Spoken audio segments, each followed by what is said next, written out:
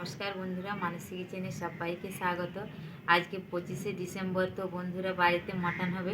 তো আজকে মাটনের লাল পাতলা ঝোল একদমই বানাবো, আর বাড়িতে আজকে এইভাবে বানিয়ে খাবো, তাই ভাবলাম বন্ধুদের সঙ্গে একটু শেয়ার করে নিই। দেখুন, এখানে আমি 700 মাটন নিয়ে নিয়েছি, ধুয়েও নিয়েছি। এবারে আমি গ্যাস জ্বালিয়ে নেব। গ্যাস ধরিয়ে নিয়েছি, কড়াই বসিয়ে দিয়েছি, দিয়ে দেব জল। আমি আজকে যেইভাবে বানাচ্ছি বন্ধুরা, এইভাবে বাড়িতে বানিয়ে একবার খেয়ে দেখুন। ধুয়ে রাখা মটন আমি দিয়ে দিচ্ছি। দেখুন, এখানে আমি দুটো পেঁয়াজ আগে থেকে কেটে নিয়েছিলাম। দেখুন, পেছন দিকটা আর মুখ দিকটা একবার খোসা ছাড়িয়ে ধুয়ে রেখেছিলাম, দিয়ে দেব। আরেকটা এখানে রসুন দেখুন, গোটা পুরো ধুয়ে নিয়েছিলাম, দিয়ে দেব। এবারে দিয়ে দেব লবণ, দিয়ে দিচ্ছি লবণ। এবারে ভালো করে খুব ঢাকা চাপা দিয়ে আমি মাটনটাকে সেদ্ধ করে নেব। আমি 6 থেকে 7 মিনিটের মতন ভালো করে সেদ্ধ করে নিয়েছি। এবারে ঢেলে নেব। এই মাটন সেদ্ধর জলটা কিন্তু পরে লেগে যাবে, একদমই ফেলা চলবে না, তাহলে আর মাংসের কোনো স্বাদই থাকবে না। খুব কড়াই বসিয়ে দিয়েছি, এবারে দিয়ে দেবো সরিষার তেল।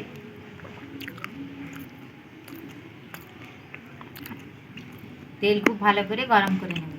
তেল খুব ভালো করে গরম করে নিয়েছি। ফোড়নে দিয়ে দেবো দুটো তেজপাতা। আমি এখানে কালো জিরে নিয়েছি, হাত দিয়ে এইভাবে দলে নেব। কালো জিরে দিলে ঝোলটা খুব খেতে ভালো লাগবে। আপনারা না যদি থাকে জিরেও দিতে পারেন ফোড়নে। 4টে হাফ করে কেটে রাখা কাঁচা লঙ্কা দিয়ে দেবো। আমার খুব ভালো করে ফোড়ন হয়ে গেছে, দিয়ে দেবো এবারে পেঁয়াজের কুচি।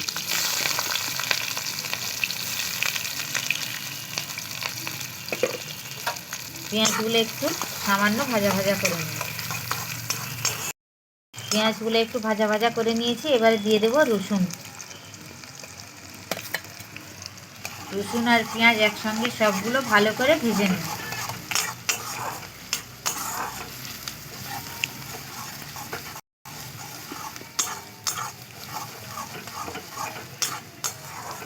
রসুন আর পেঁয়াজ আমার একসঙ্গে সব ভালো করে ভাজা হয়ে গেছে। এবারে দিয়ে দেব আদা। এবারে 3 থেকে একসঙ্গে খুব ভালো করে ভেজে নেব। এদের যতক্ষণ না কাঁচা গন্ধ যাচ্ছে ততক্ষণ পর্যন্ত ভেজে নিচ্ছি। আদা রসুন পেঁয়াজ দেখুন একদমই পুরো লাল লাল করে ভেজে নিয়েছি।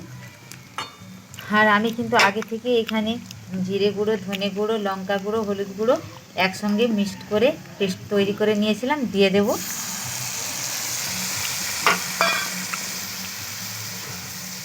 আর পেঁয়াজ আদা রসুন কিন্তু ভালো করে ভাজতে হবে, নাহলে কিন্তু কাঁচা গন্ধ ছাড়লে ঝোলটা খেতে ভালো লাগবে না। আর একটু আমি বাটিটা দিয়ে জল দিয়ে দেব। দেখুন, দিয়ে দিচ্ছি টমেটো কুচি, আর দিয়ে দিচ্ছি ধনেপাতা কুচি।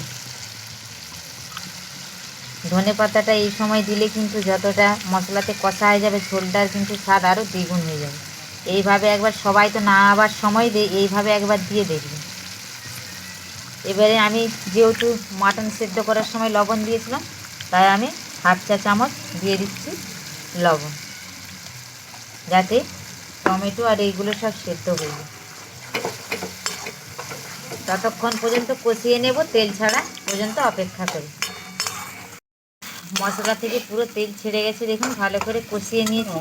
এবারে সেদ্ধ করে রাখা মাটন দিয়ে দেব, আর পেঁয়াজ রসুন সব একসঙ্গে দিয়ে দেবো। এবারে ভালো করে, আমি যেহেতু এখানে সিদ্ধ করে নিয়েছি তাই বেশিক্ষণ কষাবো না, আমি 5 মিনিটের মতন কষিয়ে নিচ্ছি। দেখুন 5 মিনিট আমার হয়ে গেছে, একদমই খুব সুন্দর খাসি মাংসের লাল পাতলা ঝোল। এবারে বন্ধ করে দিলাম। সবার শেষে দিয়ে দেবো গরম মশলার গুঁড়ো। দেখুন বন্ধুরা, কালারটা এত সুন্দর এসেছে বন্ধুরা, খুব সুন্দর লাগছে। রসুনটা দেখুন, পেঁয়াজ দেখুন। এইভাবে অবশ্যই 25শে ডিসেম্বরে বানিয়ে খেয়ে দেখুন, আর পরিবারের সকলকে খাওয়াবেন, সবাই কিন্তু খুশি হয়ে যাবে। আপনারা ভালো থাকবেন, সুস্থ থাকবেন, সাবধানে থাকবেন। আবার দেখা হচ্ছে অন্য কোনো রেসিপি।